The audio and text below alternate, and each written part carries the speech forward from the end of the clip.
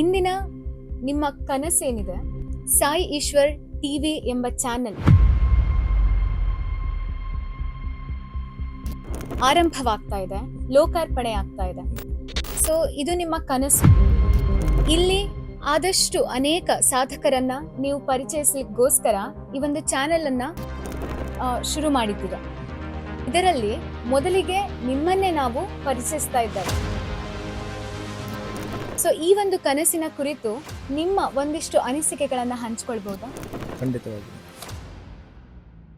ಇವತ್ತು ಈ ಸಾಯಿಶ್ವರ್ ಟಿವಿಯನ್ನು ಪುನರಪಿ ಲೋಕಾರ್ಪಣೆಯನ್ನು ಮಾಡಿತ್ತು.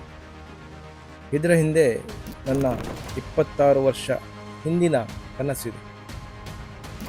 ಉಡುಪಿ ದಕ್ಷಿಣ ಕನ್ನಡ ಜಿಲ್ಲೆಯಲ್ಲಿ ಕೇಬಲ್ ನೆಟ್ವರ್ಕಲ್ಲಿ ಪ್ರಥಮ ಒಂದು ಲೋಕಲ್ ಚಾನಲನ್ನು ಸ್ಥಾಪನೆ ಮಾಡಿದ್ದು ನಾನು.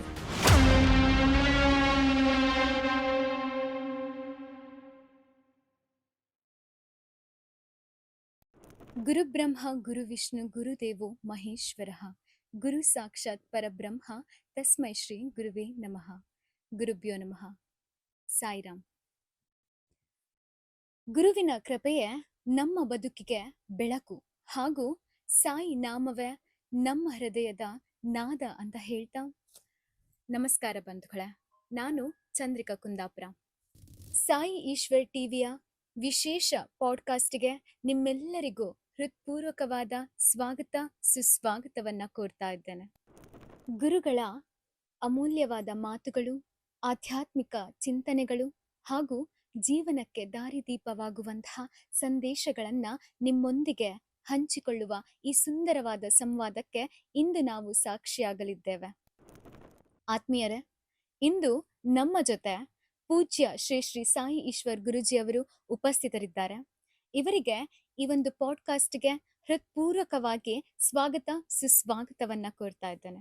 ಗುರುಜಿ, ತಮಗೆ ಆತ್ಮೀಯವಾದ ಸ್ವಾಗತ. ನಮಸ್ತೆ. ನಮಸ್ತೆ. ಜೈ ಶ್ರೀರಾಮ್. ಆತ್ಮೀಯರೇ, ಗುರುಜಿಯವರ ಆಶೀರ್ವಚನದೊಂದಿಗೆ ಇಂದಿನ ಸಂವಾದವನ್ನ ಆರಂಭಿಸೋಣ. ಇಂದಿನ ನಿಮ್ಮ ಕನಸೇನಿದೆ? ಸಾಯಿ ಈಶ್ವರ್ ಟಿವಿ ಎಂಬ ಚಾನೆಲ್ ಆರಂಭವಾಗ್ತಾ ಇದೆ, ಲೋಕಾರ್ಪಣೆ ಆಗ್ತಾ ಇದೆ. ಸೊ ಇದು ನಿಮ್ಮ ಕನಸು.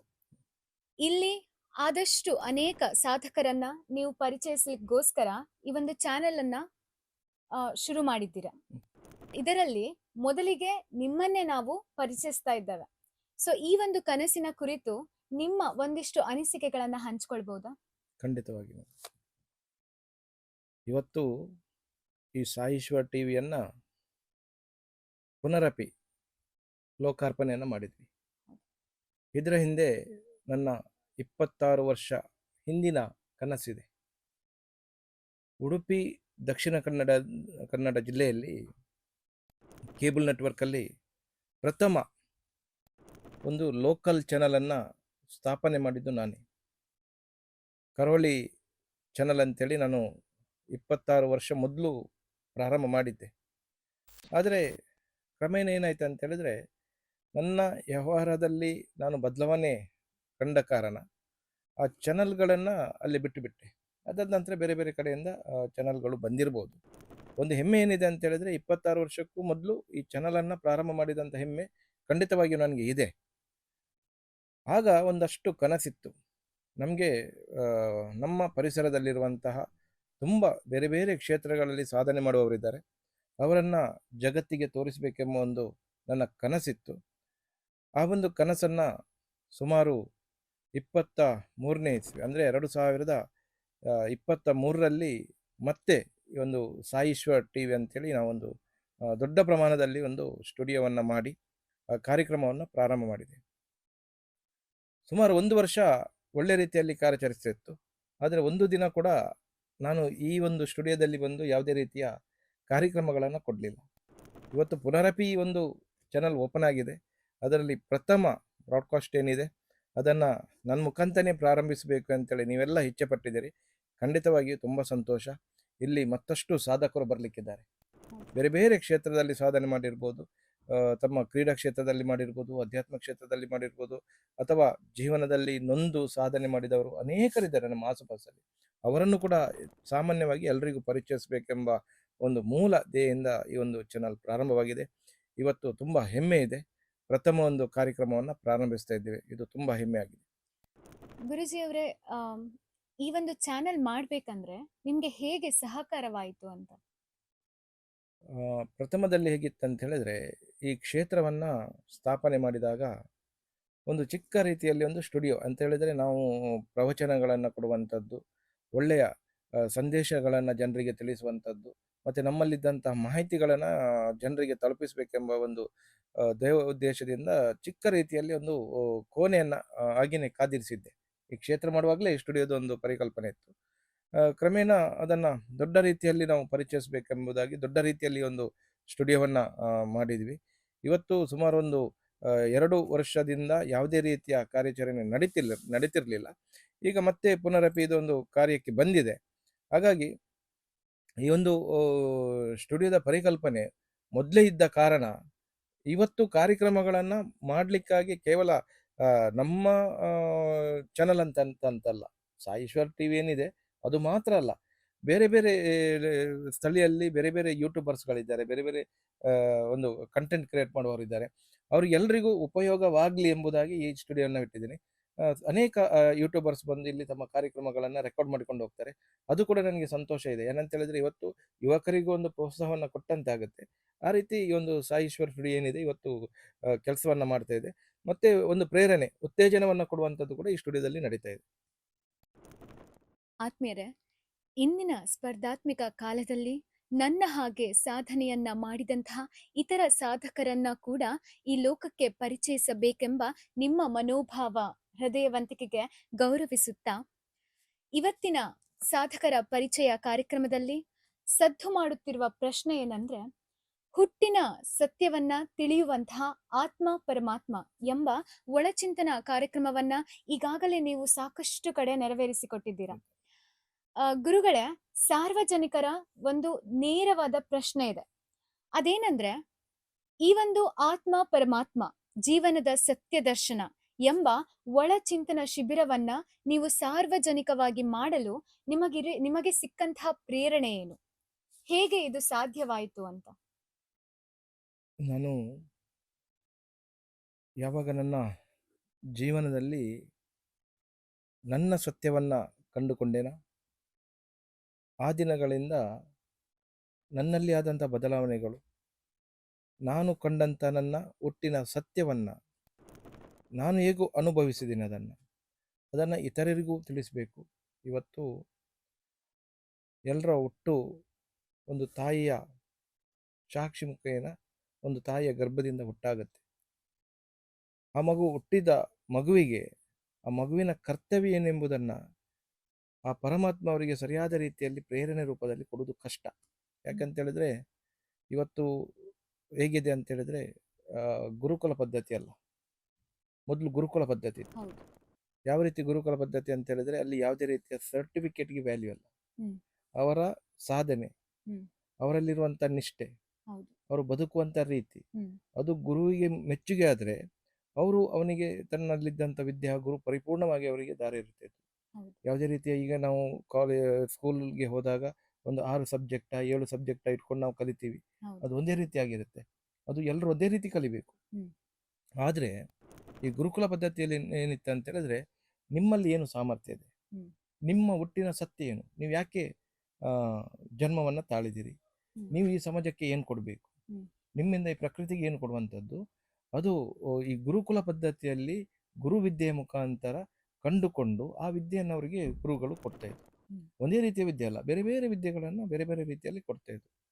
ಹಾಗಾಗಿ ಇವತ್ತೇನಾಗಿದೆ, ಒಂದು ಮಗು ಹುಟ್ಟಿದ ತಕ್ಷಣ ಆ ತಾಯಿ ಯೋಚನೆ ಮಾಡುತ್ತೆ, ನನ್ನ ಮಗಳನ್ನು ಯಾವ ಕಾಲೇಜಿಗೆ ಹಾಕಿ ಏನು ವಿದ್ಯೆಯನ್ನು ಕೊಡಬೇಕು, ಅವರು ಯಾವ ವಿದ್ಯೆ ಕಲಿತರೆ ಅವರಿಗೆ ಬೇಕಾಗುವಷ್ಟು ದುಡ್ಡು ಬರುತ್ತೆ, ಈ ರೀತಿ ಯೋಚನೆಯನ್ನು ಮಾಡ್ತಾರೆ ತಾಯಂದಿರು. ಆದರೆ ನಾವು ಸತ್ಯವನ್ನು ಅರಿಬೇಕು. ಇವತ್ತು ನನಗೂ ಗೊತ್ತಿರಲಿಲ್ಲ, ನಾನೇನೆಂಬುದನ್ನು ನನಗೆ ಖಂಡಿತವಾಗಿ ಗೊತ್ತಿರಲಿಲ್ಲ. ನನಗೆ ನಮ್ಮಲ್ಲಿ ಸತ್ಯ ಇತ್ತು, ಭಕ್ತಿ ಇತ್ತು, ಗೌರವ ಇತ್ತು, ದಯೆ ಇತ್ತು, ಎಲ್ಲವೂ ಇತ್ತು ನನ್ನ ಹತ್ರ. ಆದರೆ ನನ್ನ ಮೂಲ ದಯೆ ಏನಂತ ನನಗೆ ಖಂಡಿತವಾಗಿ ಗೊತ್ತಿರಲಿಲ್ಲ. ಇದು ಪದೇ ಪದೇ ನನ್ನನ್ನು ಕಾಡ್ತಾ ಇತ್ತು. ಮತ್ತೊಂದೇನಂತ ಹೇಳಿದ್ರೆ, ನಾನು ಬಾಲ್ಯದಿಂದಲೂ ಸತ್ಯ ಏನಿದೆ ಅದನ್ನು ಬಲವಾಗಿ ನಂಬಿದವ. ಸತ್ಯವೇ ದೇವರೆಂದು ನಂಬಿದವ. ಆದರೆ ಯವರ ಕ್ಷೇತ್ರಕ್ಕೆ ಬಂದಾಗ ಎಷ್ಟು ನಾವು ಸತ್ಯದಲ್ಲಿದ್ದರೂ ಕೆಲವೊಮ್ಮೆ ನಾವು ವ್ಯತ್ಯಾಸಗಳನ್ನು ಮಾಡ್ಕೊಳ್ಬೇಕಾಗುತ್ತೆ. ಅದು ಯಾರಿಗಾಗಿ? ನನಗಾಗಿ ಅಲ್ಲ. ಈಗ ನನ್ನೊಟ್ಟಿಗೆ ಯಾರೋ ಒಬ್ರು ಇರ್ತಾರೆ, ಅವರನ್ನ ಒಲಿಸ್ಲಿಕ್ಕಾಗಿರ್ಬೋದು, ಅಥವಾ ಅವರನ್ನ ಬಚಾವ್ ಮಾಡ್ಲಿಕ್ಕಾಗಿರ್ಬೋದು, ಅವರ ತಪ್ಪನ್ನ ಮುಚ್ಲಿಕ್ಕಾಗಿರ್ಬೋದು, ನಮ್ಮ ಸತ್ಯವನ್ನ ನಾವು ಕೆಲವೊಮ್ಮೆ ಅಡವಿಡ್ಬೇಕಾಗತ್ತೆ, ಹೌದು ಅದನ್ನು ಮಾರಾಟ ಮಾಡ್ಬೇಕಾಗತ್ತೆ. ಹೌದು ಅಂತ ಪರಿಸ್ಥಿತಿಯಲ್ಲಿ ನಾನು ಕೂಡ ಇದ್ದೆ. ಆಗ ಈ ಕೆಲವೊಂದು ವಿದ್ಯೆಗಳನ್ನ ನನ್ನ ಹಾಬಿಯಾಗಿ, ಹವ್ಯಾಸಕ್ಕಾಗಿ ನಾನು ಕಲ್ತಿದ್ದೆ. ಅದನ್ನು ಯಾರಿಗೂ ಹೇಳಬೇಕು, ಇನ್ನೊಬ್ಬರಿಗೆ ಹೇಳಬೇಕೆಂಬ ಉದ್ದೇಶ ನನ್ನ ಹತ್ರ ಖಂಡಿತವಾಗಿರಲಿಲ್ಲ. ನನ್ನ ಖುಷಿಗಾಗಿ ನನಗೂ ಎಲ್ಲ ಒಂದು ವಿಚಾರಗಳು ಗೊತ್ತಿರಬೇಕು, ಮತ್ತು ನನ್ನಲ್ಲಿ ಒಂದು ಉತ್ತರವನ್ನು ಕೊಡುವ ರೀತಿಯಲ್ಲಿ ಯಾರಾದರೂ ಏನು ಪ್ರಶ್ನೆಗಳನ್ನು ಕೇಳಿದಾಗ ಸಮರ್ಪಕವಾಗಿ ನನಗೆ ಅವರಿಗೆ ಉತ್ತರವನ್ನು ಕೊಡಬೇಕು. ಈ ರೀತಿ ನಾನು ಯೋಚನೆಯನ್ನು ಮಾಡ್ತಾ ಇದ್ದೆ. ಅದಕ್ಕೆ ಸರಿಯಾಗಿ ಏನಾಯಿತು ಅಂತ ಹೇಳಿದ್ರೆ, ಸುಮಾರು 2007ರಲ್ಲಿ ಒಬ್ಬರು ಗುರುಗಳದ್ದು ಪರಿಚಯ ಆಯಿತು ನನಗೆ. ಹ್ಮ್. ಆ ಗುರುಗಳನ್ನು ಭೇಟಿಯಾದಾಗ ಆ ಗುರುಗಳ ಜೀವನ ಶೈಲಿಯನ್ನು ನೋಡಿ, ಅವರು ಮಾತಾಡುವ ರೀತಿ, ಅವರು ಹೇಳುವಂತಹ ಮಾರ್ಗದರ್ಶನ, ಇದನ್ನು ನೋಡಿ ನಾನು ಸ್ವಲ್ಪ ಪ್ರೇರಿತನಾದೆ.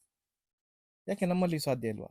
ನಮ್ಮಲ್ಲಿಯೂ ಇದೆ, ಆದರೆ ನಮ್ಮನ್ನು ನಾವು ಕಂಡುಕೊಳ್ಳಿಲ್ಲ. ಹ್ಮ್. ಆ ಗುರುಗಳು ನನಗೆ ನನ್ನಲ್ಲಿದ್ದಂತಹ ವಿಚಾರಗಳನ್ನು ಅವರು ಅರಿತು, ಅವರು ನನಗೆ ಒಂದು ಮಾರ್ಗದರ್ಶನ ಮಾಡಿದರು. ನೋಡು, ಒಂದು ಅಧ್ಯಾತ್ಮ ಅಂತ ಒಂದು ಲೋಕ ಇದೆ, ಅದಕ್ಕೆ ಹೋದಾಗ ನಿನ್ನ ಸತ್ಯಕ್ಕೆ ಫಲ ಬರುತ್ತೆ. ನಾನಂತ ಹೇಳಿ ಅವತ್ರ ಹೇಳಿದ್ದೆ, ಹೀಗೆ ಸತ್ಯ ಇದೆ, ಆ ಸತ್ಯಕ್ಕೆ ಫಲ ಬರಬೇಕಾದ್ರೆ ನಿನ್ನನ್ನು ನೀನು ನೋಡ್ಕೊಳ್ಬೇಕು, ನಿನ್ನ ಒಳಗೆ ನೀನು ನೋಡ್ಕೊಳ್ಬೇಕು. ನಾವೇನು ಮಾಡ್ತೀವಿ? ಇನ್ನೊಬ್ಬರ ಬಗ್ಗೆ ತಿಳ್ಕೊಳ್ತೀವಿ, ಇನ್ನೊಬ್ಬರ ಸಮಸ್ಯೆಯನ್ನು ಹುಡ್ಕಾಡ್ಲಿಕ್ಕೆ ಹೋಗ್ತೀವಿ. ಇಲ್ಲ, ಮೊದಲು ನಿನ್ನ ಒಳಗೆ ನೀನು ನೋಡ್ಕೊ, ನಿನ್ನ ಒಳಗೆ ಏನಿದೆ ಅದನ್ನು ಮೊದಲು ಅರ್ಥ ಮಾಡ್ಕೊ, ಆಗ ನಿನ್ನ ಸತ್ಯಕ್ಕೆ ಉತ್ತರ ಸಿಗುತ್ತೆ ಅಂತ ಬಂತು. ಆಗ ಆ ಸಾಧನೆಯ ಒಲವು ಬಂತು. ಆಗ ಬೇರೆ ಬೇರೆ ರೀತಿಯಲ್ಲಿ, ಆಗ ಜಾಸ್ತಿ ಇಂಟರ್ನೆಟ್ ಇರಲಿಲ್ಲ, ಮೊಬೈಲಲ್ಲೆಲ್ಲ ಇಂಟರ್ನೆಟ್ ಇರಲಿಲ್ಲ. ಈ ಸೈಬರ್ ಅಂತ ಹೇಳ್ತೀವಿ, ಅಲ್ಲಿ ಗಂಟೆಗೆ ಒಂದು 30 ರೂಪಾಯಿ 40 ರೂಪಾಯಿ ಕೊಟ್ಟರೆ 1 ಗಂಟೆ ನಾವು ಸೈಬರಲ್ಲಿ ಕೂತ್ಕೊಳ್ಬೇಕು. ಆಗ ಒಂದು ಹುಚ್ಚುತನ ಜಾಸ್ತಿ ಇತ್ತು. 11-11:30 ತನಕ ಎಲ್ಲ ನಮ್ಮದು ಏನು ಕೆಲಸ ಇದೆ ಅಲ್ಲೆಲ್ಲ ಹೋಗಿ ಬಂದು, ಮತ್ತು 1 ಗಂಟೆ ಅರ್ಧ ಗಂಟೆ ಸೈಬರಲ್ಲಿ ಹೋಗಿ ಕೂತ್ಕೊಳ್ಳೋದು, ಅಲ್ಲಿ ಹುಡುಕೋದು, ಏನಿದೆ, ಏನು ವಿಚಾರ ಸಿಗುತ್ತೆ, ಏನು ನಾಲೆಜ್ ಸಿಗುತ್ತೆ. ಅವರು ಬೇರೆ ಬೇರೆ ವಿಚಾರಗಳನ್ನು ಕೊಟ್ಟಿದ್ದರು. ಅದರಲ್ಲಿ ಹುಡುಕ್ತಾ ಹೋದಾಗ ನಾನು ಕೆಲವೊಂದು ವಿದ್ಯೆಗಳ ಬಗ್ಗೆ ನನಗೆ ಅಲ್ಲಿ ಮಾಹಿತಿ ಬಂತು. ಮೂಲತಃವಾಗಿ ಏನಂತ ಹೇಳಿದ್ರೆ, ಈ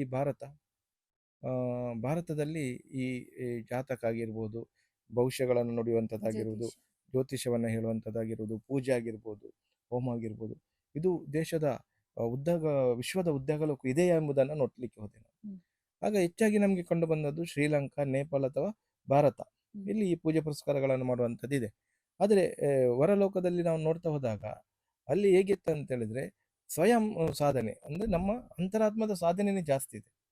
ತಮ್ಮ ಶಕ್ತಿಯನ್ನೇ ತಾವು ಕಂಡುಕೊಂಡು ತನ್ಮೂಲಕ ತಮಗೆ ಬರುವಂತಹ ಕಷ್ಟಗಳನ್ನು ಪರಿಹಾರ ಮಾಡುವಂಥದ್ದು, ಅಥವಾ ಇನ್ನೊಬ್ಬರಿಗೆ ಅದನ್ನು ಕಷ್ಟಕ್ಕೆ ಪರಿಹಾರ ಮಾಡಲಿಕ್ಕಾಗಿ ಅದನ್ನು ಉಪಯೋಗವಂಥದ್ದು, ಇಂಥದ್ದೆಲ್ಲ ಕೆಲವೊಂದು ವಿದ್ಯೆಗಳನ್ನು ನಾನು ಅಲ್ಲಿ ನೋಡಿದೆ. ಆಗ ನನಗೆ ಅಲ್ಲಿ ಈ ಚಕ್ರಗಳ ಬಗ್ಗೆ ಮಾಹಿತಿ ಬಂತು. ನಿಜವಾಗಿ ಚಕ್ರಗಳು ಎಂದರೆ ಏನು ಅಂತ ನನಗೆ ಗೊತ್ತೇ ಇರಲಿಲ್ಲ, ಅದನ್ನು ಸ್ವಲ್ಪ ಕಲಿತೆ. ಅದರ ಜೊತೆಗೆ ಒಂದು ವಿದ್ಯೆ, ಪೆಂಡುಲಮ್ ಎಂಬ ವಿದ್ಯೆ ಬಗ್ಗೆ ಗೊತ್ತಾಯಿತು, ಅಥವಾ ಟ್ಯಾರೋ ಕಾರ್ಡ್ ಅಂತ ಹೇಳ್ತೀವಿ, ಟ್ಯಾರೋ ಕಾರ್ಡ್ ಬಗ್ಗೆ ನಮಗೆ ಗೊತ್ತಾಯಿತು. ಅದರ ಜೊತೆಗೆ ಲೇಕರ್ ಆ್ಯಂಟನ್ ಅಂತ ಇದೆ, ಅದರ ಬಗ್ಗೆ ಗೊತ್ತಾಯಿತು. ಸ್ಕ್ಯಾನರ್, ಎಲ್ಲ ವಿಚಾರಗಳನ್ನು, ವೈಜ್ಞಾನಿಕವಾಗಿ ವಿಚಾರಗಳನ್ನು ನಾನು ಕಂಡೆ. ಅದೇ ಹೇಗಿತ್ತು ಅಂತ ಹೇಳಿದ್ರೆ, ಅಧ್ಯಾತ್ಮ ಏನಿದೆ ಇವತ್ತು ನಾವು ಅಧ್ಯಾತ್ಮ ಅಂತ ಹೇಳ್ತೀವಿ, ಅದೇ ವಿಜ್ಞಾನ ಈಗ. ಮೊದಲು ಸಾಧಕರು ಏನ್ ಮಾಡಿದ್ರು, ತಮ್ಮ ಅಂತರಾತ್ಮದ ಮುಖಾಂತರ ಇಡೀ ಬ್ರಹ್ಮಾಂಡವನ್ನ ನೋಡಿದ್ದಾರೆ. ಆಗ ಸ್ಯಾಟಲೈಟ್ ಇರಲಿಲ್ಲ, ಇಲ್ಲೇ ಕೂತ್ಕೊಂಡು ಯಾವಾಗ ಏನಾಗುತ್ತೆ, ಯಾವಾಗ ಗ್ರಹಣ ಬರುತ್ತೆ ಎಲ್ಲವನ್ನ ಹೇಳ್ತಿದ್ರು. ಎಷ್ಟು ನಕ್ಷತ್ರಗಳಿವೆ, ಏನು ನಕ್ಷತ್ರವನ್ನ ಲೆಕ್ಕ ಮಾಡ್ಬೇಕಾದ್ರೆ ಸ್ಯಾಟಲೈಟ್ ಇತ್ತ? ಇಲ್ಲ. ಸಾಧನೆ ಹೇಗೆ ಅಂತ ಹೇಳಿದ್ರೆ, ಈ ಸಾಧನೆಗಳನ್ನ ಮಾಡ್ತಾ ಮಾಡ್ತಾ ಇಡೀ ಬ್ರಹ್ಮಾಂಡವನ್ನ ನೋಡುವಂತ ಶಕ್ತಿ ಒಂದು ವ್ಯಕ್ತಿಯಲ್ಲಿ, ಒಂದು ಮನುಷ್ಯನಲ್ಲಿ ಇದೆ ಅಂತ ಹೇಳಿದ್ರೆ, ಯಾಕೆ ನಾವು ಅದನ್ನು ಕಂಡುಕೊಳ್ಬಾರ್ದು? ಈ ರೀತಿ ನಾನು ನೋಡಿದಾಗ ನನಗೆ ಅಲ್ಲಿ ಪೆಂಡುಲಮ್ ಅಂತ ಸಿಕ್ಕಿತು, ಈ ಚಕ್ರದ ಬಗ್ಗೆ ಮಾಹಿತಿ ಸಿಕ್ಕಿತು, ಬೇರೆ ಬೇರೆ ವಿಚಾರಗಳು ಸಿಕ್ಕಾಗ ಒಂದು ಆಸಕ್ತಿ ಬಂತು, ಮತ್ತು ಇದರ ಬಗ್ಗೆ ಕಲಿಬೇಕಂತ ಆಸಕ್ತಿ ಇತ್ತು. ಬೇರೆ ಬೇರೆ ಗುರುಗಳನ್ನು ಸಂಪರ್ಕಿಸಿದೆ, ಯಾರು ಇದ್ದಾರೆ ಇದರ ಬಗ್ಗೆ ಮಾಹಿತಿ ಕೊಡುವರಂತ ನೋಡ್ತಾ ನೋಡ್ತಾ ಹೈದರಾಬಾದಲ್ಲಿ ನನ್ನ ಶ್ರೀನಿವಾಸನ್ ಸುಮನ್ ಅಂತ ಒಬ್ಬರಿದ್ದಾರೆ, ಅವರಿಂದ ವಿದ್ಯೆಗಳನ್ನು ಕಲಿತೆ. ಬೆಂಗಳೂರಲ್ಲಿ ಜಯ ಶ್ರೀನಿವಾಸನ್ ಅಂತ ಒಬ್ಬರಿದ್ದಾರೆ, ಅವರಿಂದ ಒಂದಷ್ಟು ವಿಚಾರಗಳನ್ನು ತಿಳ್ಕೊಂಡು ನನ್ನ ಗುರುಗಳು, ಅಧ್ಯಾತ್ಮದ ಗುರುಗಳಾದಂಥ ಮಚ್ಚಂದ್ರನಾಥ ಪ್ರವೀಣ್ ಬಾಬಾ ಅಂತ, ಹ್ಮ್. ಇವರ ಜೊತೆ ಮಾತಾಡಿದೆ. ಭಗವಾನ್ ದಾಸ್ ಗುರುಜಿ ಅಂತಿದ್ದಾರೆ. ಹೀಗೆ ಅನೇಕ ಗುರುಗಳನ್ನು ನಾನು ಸಂಪರ್ಕಿಸಿ ಅವರಲ್ಲಿದ್ದಂಥ ಈ ಅಧ್ಯಾತ್ಮದ ಜ್ಞಾನವನ್ನು ನಾನು ಸಂಪಾದನೆ ಮಾಡ್ತೀನಿ. ಹ್ಮ್. ಅದರ ಜೊತೆಗೆ ಜೀವನ ವಿಜ್ಞಾನ ಎಂಬ ಒಂದು ವಿದ್ಯೆ ಇದೆ. ಜೀವನವೇ ವಿಜ್ಞಾನ ಎಂಬ ಒಂದು ವಿದ್ಯೆ ಇದೆ. ಅದರಲ್ಲಿ ಈ ಅಧ್ಯಾತ್ಮ ಅಂದ್ರೆ ಏನು, ಆತ್ಮ ಅಂದ್ರೆ ಏನು, ಪರಮಾತ್ಮ ಅಂದ್ರೆ ಏನು, ಯಾವ ರೀತಿ ಪರಮಾತ್ಮನ ಜೊತೆ ನಾವು ಸಂಪರ್ಕವನ್ನು ಸಾಧಿಸಬಹುದು, ನಮ್ಮ ಆತ್ಮವನ್ನು ಯಾವ ರೀತಿ ಜಾಗೃತಪಡಿಸಬಹುದು, ಹ್ಮ್. ಇಂಥ ವಿಚಾರಗಳು ನನಗೆ ಸ್ವಲ್ಪ ಆಸಕ್ತಿಯನ್ನು ಕೊಟ್ಟು. ಹ್ಮ್. ಇದು ಸಾಧಾರಣ ನನಗೆ ಸಂಪೂರ್ಣ ಜ್ಞಾನವನ್ನು ನಾನು ಸಂಪಾದನೆ ಮಾಡಬೇಕಾದ್ರೆ 2011ರಲ್ಲಿ ಈ ಎಲ್ಲ ವಿಚಾರಗಳನ್ನು ತಿಳ್ಕೊಂಡು, ನಂತರ ಹೈದರಾಬಾದ್ ಇಂಥ ಜಾಗಕ್ಕೆಲ್ಲ ಹೋಗಿ ಗುರುಗಳ ಹತ್ರ ಭೇಟಿಯಾಗಿ ಅವರ ಸೇವೆಗಳನ್ನು ಮಾಡಿ ಅಲ್ಲಿ ಇದ್ದು ಕುಳಿತು ಸಾಧನೆ ಮಾಡ್ತಾ ಹೋದೆ.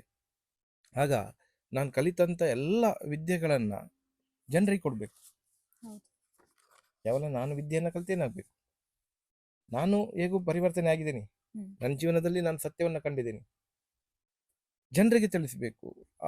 ತಿಳಿಸುವುದು ಯಾವ ರೀತಿ ಅಂತೇಳಿ ತುಂಬ ಹೋರಾಟಗಳು ಪ್ರಾರಂಭವಾಯಿತು ಜೀವನದಲ್ಲಿ.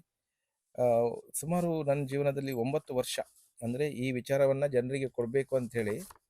ಇವತ್ತು ಆತ್ಮ ಪರಮಾತ್ಮ ಏನಿದೆ ಕಾರ್ಯಕ್ರಮ, ಇದರ ಮೊದಲು ತುಂಬ ಕಾರ್ಯಕ್ರಮ ಆಗಿದೆ. ಹ್ಮ್. ಹೌದು. ಅದು ಜನರನ್ನು ತಲುಪಲಿಲ್ಲ. ಹ್ಮ್. ಈ ಮಕ್ಕಳಿಗೆ ಆಗಿರ್ಬೋದು ಅಥವಾ ಕುಟುಂಬಕ್ಕೆ ಆಗಿರ್ಬೋದು, ಈಗ ತುಂಬ ಕಾರ್ಯಕ್ರಮಗಳನ್ನು ಕೊಡ್ತಾ ಹೋಗಿದ್ದೇನೆ ನಾನು ನಿರಂತರವಾಗಿ. ಯಾವುದನ್ನು ಕೂಡ ಜನರಿಗೆ ತಲುಪಿಸುವಷ್ಟು ಸಾಮರ್ಥ್ಯಕ್ಕೆ ನಾನು ಹೋಗಲಿಲ್ಲ. ಯಾಕಂತೇಳಿದರೆ ಜನರ ರುಚಿ ಹೇಗಿದೆ ಅಂತ ನನಗೆ ಗೊತ್ತಿಲ್ಲ. ಹ್ಮ್. ಯಾರಿಗಾನೊಂದು ಕೊಡಬೇಕಾದ್ರೆ ರುಚಿ ಇರಬೇಕಲ್ಲ, ಅದನ್ನು ಹೌದು. ಜನಗಳು ತಗೊಳ್ಳು. ರುಚಿ ಇದ್ರೆ ಮತ್ತೆ ಮತ್ತೆ ತಗೊಳ್ತಾರೆ. ಹ್ಮ್.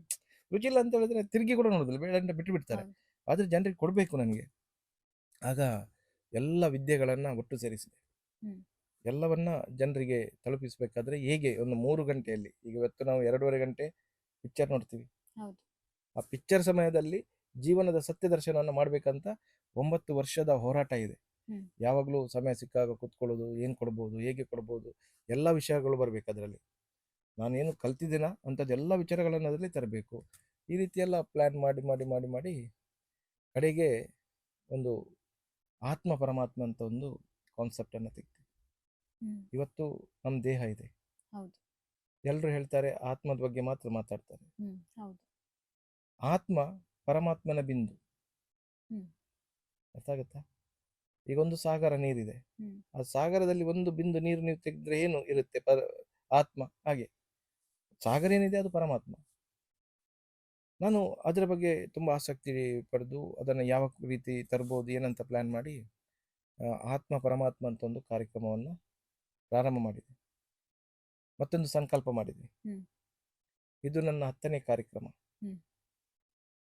ಬೇರೆ ಬೇರೆ ಕಾರ್ಯಕ್ರಮಗಳನ್ನು ಕೊಟ್ಟಿದ್ದೀನಿ. ಹೌದು. ಸಾರ್ವಜನಿಕವಾಗಿ ಇದು ನನ್ನ 10ನೇ ಕಾರ್ಯಕ್ರಮ. ಹ್ಮ್. ಇದನ್ನು ಜನರಿಗೆ ತಲುಪಿಸಲೇಬೇಕು. ತಲುಪಿಸಬೇಕಂತ ಹೇಳಿದ್ರೆ ಅವರ ಅಭಿರುಚಿ ಹೇಗಿದೆ ಹಾಗೆ ಕೊಡಬೇಕು ಈ ಕಾರ್ಯಕ್ರಮವನ್ನು ಹ್ಮ್. ಅಂಥೇಳಿ ಅದಕ್ಕೆ ಬೇಕಾಗುವ ಸಿದ್ಧತೆಗಳಾಯಿತು. ನನಗೆ ನನ್ನ ಶಿಷ್ಯ ವೃಂದ ಧೈರ್ಯ ಕೊಟ್ಟರು. ಹ್ಮ್. ಒಂದಷ್ಟು ಜನರ ಪ್ರೀತಿ ಸಿಕ್ಕಿತು. ಅದಕ್ಕೆ ಬೇಕಾಗುವ ವ್ಯಕ್ತಿಗಳು ಮುಂದೆ ಬಂದರು. ಧೈರ್ಯವಾಗಿ ಆ ಕಾರ್ಯಕ್ರಮವನ್ನು ಪ್ರಾರಂಭ ಮಾಡಿದೆ. ಹ್ಮ್. ಪ್ರಾರಂಭ ಮಾಡಿದಾಗ ನನ್ನಲ್ಲಿ ಒಂದು ಭಯ ಇತ್ತು. ಯಾವುದೇ ರೀತಿ ಜನರಿಗೆ ಮಾರ್ಗದರ್ಶನ ಕೊಡೋದು ಅಷ್ಟು ಸುಲಭ ಅಲ್ಲ. ಹೌದು. ತುಂಬ ಟೀಕೆಗಳು ಬರುತ್ತೆ, ಹ್ಮ್. ಅಪವಾದಗಳು ಬರುತ್ತೆ. ಅದು ಹೇಗೆ ಬರುತ್ತೆ ಅಂತ ಹೇಳಿದ್ರೆ, ಯಾರು ತಿಳ್ಕೊಂಡಿದ್ದಾರೆ ಅವರು ಮಾತಾಡೋದಿಲ್ಲ, ತಿಳ್ಕೊಳ್ಳದವರು ಮಾತಾಡ್ತಾರೆ. ಹೌದು. ಈಗ ನಾನು ಉದಾಹರಣೆಗೆ ಹೇಳಬೇಕಾದ್ರೆ, ನಿಮಗೆ ನನ್ನನ್ನು ಸಂಪರ್ಕಿಸುವ ಮೊದಲು ನಿಮಗೆ ಆತ್ಮ ಪರಮಾತ್ಮ ಚಕ್ರ ನಿಮಗೆ ಖಂಡಿತವಾಗಿ ಗೊತ್ತಿರಲಿಕ್ಕಿಲ್ಲ. ಇಲ್ಲ, ಅರ್ಧಂಬರ್ಧ ಎಲ್ಲ ಅರ್ಧಂಬರ್ಧ ಇತ್ತು. ಇವತ್ತು ನೀವು ಸ್ಟ್ರಾಂಗ್ ಆಗಿದ್ದೀರಿ. ಹ್ಮ್. ಹೇಗಂತ ಹೇಳಿದ್ರೆ ನಿಮ್ಗೆ ಗೊತ್ತಿದೆ ಚಕ್ರ ಅಂದ್ರೆ ಏನು, ಯಾರಿಗೆ ಹೌದು. ಉತ್ತರ ಕೊಡ್ಬೋದಲ್ಲ. ಹ್ಮ್. ಒಂದು ವೇಳೆ ನಿಮ್ಗೆ ಅರ್ಧಂಬರ್ಧ ಇದ್ದಾಗ, ನೀವು ಅಸಂಬದ್ಧವಾಗಿದ್ದಾಗ ಜನರಿಗೆ ಹೇಳಲಿಕ್ಕೆ ಆಗುದಿಲ್ಲ. ಹೌದು. ಹಾಗೇನಾಗುತ್ತೆ, ಕೆಲವೊಂದು ಜನರಲ್ಲಿ ಹೇಗೆ ಮನಸ್ಥಿತಿ ಇರುತ್ತೆ ಅಂತ ಹೇಳಿದ್ರೆ, ಯಾರ ಹತ್ರನೂ ಹೇಳಿ ತಿಳ್ಕೊಳ್ಳುವ ಸಾಮರ್ಥ್ಯ ಇರೋದಿಲ್ಲ. ಅವ್ರೇನಿಸ್ತಾರೆ, ನಾನು ಎಲ್ಲೋ ಅವನಕ್ಕಿಂತ ಕೆಳಗೆ ಆಗ್ತೀನಿ, ಈ ರೀತಿ ಬರುತ್ತೆ. ಹಾಗೆ ಈ ಆತ್ಮ ಪರಮಾತ್ಮ ಕಾರ್ಯಕ್ರಮವನ್ನು ಒಂದು ಪ್ಲ್ಯಾನ್ ಮಾಡಿಕೊಂಡ್ವಿ. ವೇದಿಕೆ ತಂದ್ವಿ. ಅಲ್ಲಿ ಜನರ ಪ್ರತಿಕ್ರಿಯೆ ಚೆನ್ನಾಗಿ ಬಂತು. ಇವತ್ತು ಬೇರೆ ಬೇರೆ ವೇದಿಕೆಯಲ್ಲಿ ಆ ಕಾರ್ಯಕ್ರಮ ನಡೀತಾ ಇದೆ. ಹೌದು. ಆತ್ಮ ಅಂದ್ರೆ ಏನು ಜನರಿಗೆ ತಿಳಿಸುವಂತ ಪ್ರಯತ್ನ ಮಾಡಿದೆ. ಅದರಲ್ಲಿ ಹ್ಮ್. ಪರಮಾತ್ಮ ಅಂದ್ರೆ ಏನು ಎಂಬುದು ತಿಳಿಸುವ ಪ್ರಯತ್ನ ಮಾಡಿದೆ. ಮತ್ತೆ ಯಾವುದೇ ವೇದಿಕೆಯಲ್ಲಿ ಕೂಡ ನಾನೇ ದೇವಮಾನವ ಅಥವಾ ನನ್ನಲ್ಲೇ ಶಕ್ತಿ ಇದೆ ಅಂತ ನಾನು ಎಲ್ಲಿ ಕೂಡ ಹೇಳಲಿಕ್ಕೆ ಹೋಗಲಿಲ್ಲ. ನಾನು ಪ್ರತಿಯೊಬ್ಬರಲ್ಲಿಯೂ ದೈವತ್ವ ಇದೆ, ನಿಮ್ಮಲ್ಲಿಯೂ ಇದೆ, ಇನ್ನೊಬ್ಬರಲ್ಲಿಯೂ ಇದೆ. ನಾನು ಮಾತ್ರ ಹೀಗೆ ಅಲ್ಲ, ನೀವು ಕೂಡ ಹೀಗೆ ಪರಿವರ್ತನೆ ಆಗ್ಬೋದು. ಇದನ್ನು ಆ ವೇದಿಕೆಯಲ್ಲಿ ಹೇಳಲಿಕ್ಕೆ ಪ್ರಯತ್ನಿಸಿದೆ. ಅದ್ರ ಜೊತೆ ಪ್ರಾಕ್ಟಿಕಲ್ ಆಗಿ ನಿಮ್ಮಲ್ಲಿ ದೈವತ್ವ ಬಂದರೆ, ನಿಮ್ಮಲ್ಲಿ ಒಂದು ಎನರ್ಜಿ ಬಂದರೆ, ನೀವು ಇನ್ನೊಬ್ಬರನ್ನು ಯಾವ ರೀತಿ ಸರಿಪಡಿಸ್ಬೋದು, ಅವರ ಕಷ್ಟಗಳನ್ನು ಯಾವ ರೀತಿ ಪರಿಹರಿಸ್ಬೋದು, ಅದನ್ನು ಕೂಡ ಲೈವ್ ಆಗಿ ಅಲ್ಲಿ ನಾವು ಕೊಟ್ಟಿವಿ. ಜನರ ಬೇರೆ ಬೇರೆ ಪ್ರಶ್ನೆಗಳಿಗೆ ಆ ವೇದಿಕೆಯಲ್ಲಿ ನಾವು ಉತ್ತರವನ್ನು ಕೊಟ್ವಿ. ಹಾಗಾಗಿ ಪರಮಾತ್ಮ ಒಂದು ವಿಶಿಷ್ಟವಾದಂಥ ಕಾರ್ಯಕ್ರಮ. ಯಾರಿಗೆ ಒಂದು ಮನುಷ್ಯತ್ವದ ಅರಿವಿದೆಯಾ ಅವರು ಖಂಡಿತವಾಗಿ ಈ ಕಾರ್ಯಕ್ರಮವನ್ನು ಒಮ್ಮೆ ನೋಡಿದರೆ ಅವರ ಹುಟ್ಟಿನ ಸತ್ಯ ಅವರಿಗೆ ಖಂಡಿತವಾಗಿ ಅರ್ಥ ಆಗುತ್ತೆ. ಹ್ಮ್. ಹೌದು ಗುರುಜಿ. ಆತ್ಮ ಅಂದ್ರೆ ಏನು? ಅಂದ್ರೆ ನಾವು ಅದನ್ನ ಹೇಗೆ ಕಂಡುಕೊಳ್ಬಹುದು? ಈಗ ಏನಾದ್ರೂ ಒಂದು ಆದಾಗ ಹ್ಮ್. ನಾವು ತಪ್ಪು ಮಾಡ್ತಾ ಇದ್ದೀವಿ ಅಂತ ನಮ್ಗೆ ಹೇಳುದೇ ಆತ್ಮ. ಹ್ಮ್. ಅಂದ್ರೆ ನನ್ನ ಅನಿಸಿಕೆ ಏನಂದ್ರೆ, ಹ್ಮ್. ಒಳಗಿಂದ ಒಂದು ಮನ್ಸು ಹೇಳ್ತಾ ಇರ್ತದೆ ಅದು ಹ್ಮ್. ಮಾಡ್ಬೇಡ, ಅದು ತಪ್ಪು. ಹಾಗಾಗಿ ನೀವೀಗ ಇಷ್ಟೊತ್ತು ಕಾಲ ಹೇಳಿದ್ರಿ ನಿಮ್ಗೆ ಹೇಗೆ ಪ್ರೇರಣೆ ಸಿಕ್ತು ಅಂತ. ಹ್ಮ್. ಆತ್ಮ ಅಂದ್ರೆ ಏನು ಗುರುಜಿ? ಆತ್ಮ ಅಂದ್ರೆ ಏನು? ಮತ್ತೆ ಅದನ್ನ ನಾವು ಹೇಗೆ ಕಂಡುಕೊಳ್ಬಹುದು ಅಂತ. ನೋಡಿ, ಈಗ ನೀವು ಹೇಳಿ ಆಯ್ತು ಉತ್ತರ, ನಾನು ಹೇಳಬೇಕಾಗಿಲ್ಲ. ನೀವು ಉತ್ತರನೇ ಹೇಳಿ ಆಯ್ತು.